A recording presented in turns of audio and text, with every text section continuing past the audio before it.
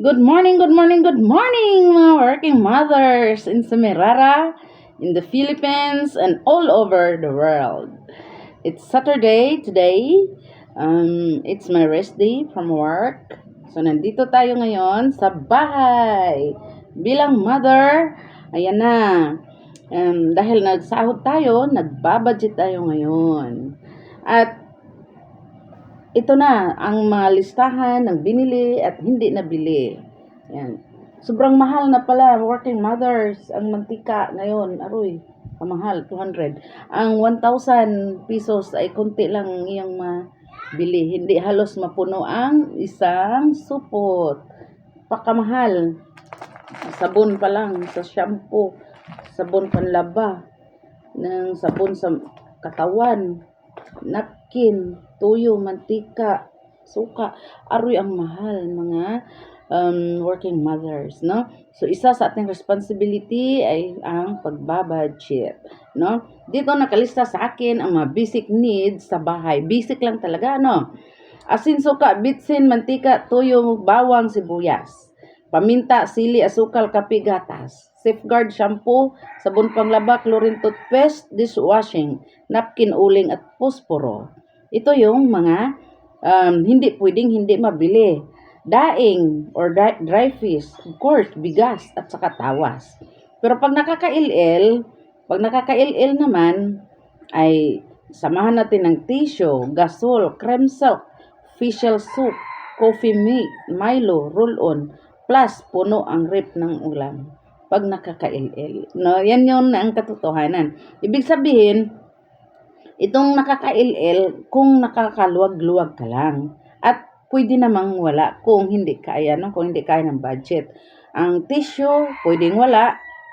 Gumamit ka na lang ng tubig. Kung ang gasol, kailangan, pero pwedeng wala, gumamit ka ng uling. Ang cream silk, pwedeng shampoo lamang, no? Kung wala, hindi kaya ng budget.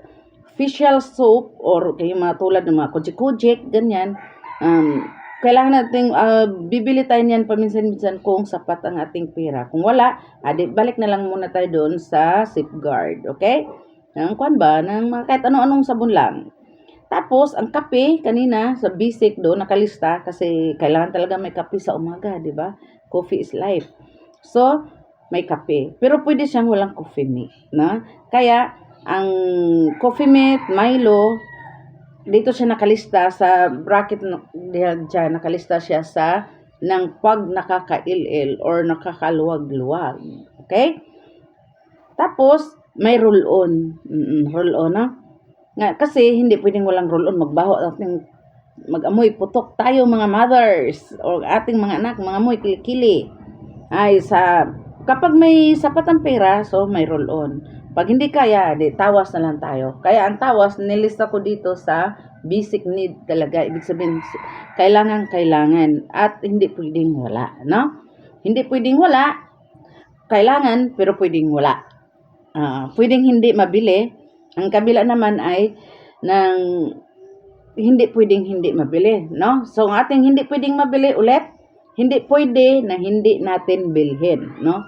Kapag nagbabudget sa pang-araw-araw dito sa bahay. Asin, suka, bitsin, mantika, tuyo, bawang, sibuyas, paminta, sili, asukal, kape, gatas. Safeguard shampoo, sabon panglaba, chlorine toothpaste, dishwashing, napkin, uling, at posporo. Daing, kailangan meron, of course, bigas at tawas. Yun yung mga sobrang kailangan. Yung iba naman, adds on, yung halimbawa nga, sabi ko kanina, na kung medyo may sobra or nakakaluwag-luwag. Pwedeng yung pampunas natin sa ating puwet, pwedeng may tissue, pero pwede namang wala. Pag nagluto tayo, kung may budget talaga, gasol, pero kung wala namang pambiling gasol, pwede pa naman tayo magluto sa uling. No? Cream silk, maganda pag naka-cream silk ang buhok, pero pwede rin namang wala. Okay? Facial soap. Ang kape, pwedeng may coffee mate, pero pwedeng wala din. Pwede rin walang Milo. Pero pag nakakaluwag-luwag, again, isama natin sa ating budget. No? Plus, puno ang rep ng ulam.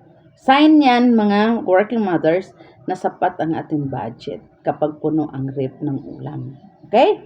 So ngayon, base sa aking pagbabudget kanina, ay kulang po mga ka-working mothers. Kasi itong mga ganito, mga budget na to para sa baon sa araw-araw, 4 ka estudyante, 5 pala kasi may college, 3 high school, 1 elementary. Araw-araw yan, kailangan nila ng baon. So, kasama yan sa pagbabudget. So, napakahirap po talaga mga working mothers, di ba? Kaya nga tayo nagtatrabaho. Kahit may trabaho ang ating asawa, kailangan din nating tumarabaho kasi hindi po kasya. No, sa ating panahon ngayon, nagbago na ang ating panahon ngayon. No? Noong unang panahon ng ating mga lolo, ang nagtatrabaho, ang tatay lang talaga, no? Ang nanay nasa bahay lang. Ngayon, nagdoble na ang trabaho ng nanay kasi magtrabaho sa secular na trabaho para makaka-income, tapos magtrabaho pa dito sa bahay.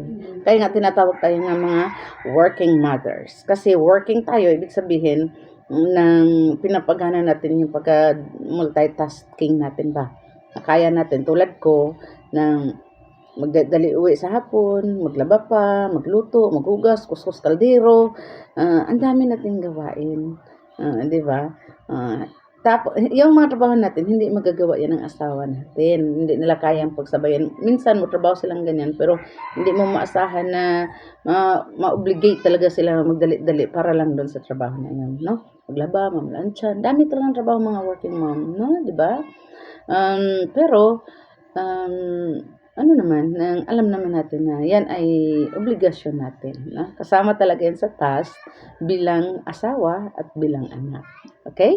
So, yan lang po sa ngayon ang aking ma-share sa aking pang-araw-araw na schedules or itinerary pag Sabado dahil rest day, trabahong bahay. Okay? Okay? Then, ngayon, humihiling ako sa inyo, kayong makapanood sa aking video, pakisuyo po, i-share ninyo ang aking video. I-like nyo na rin. Okay. Thank you. Bye.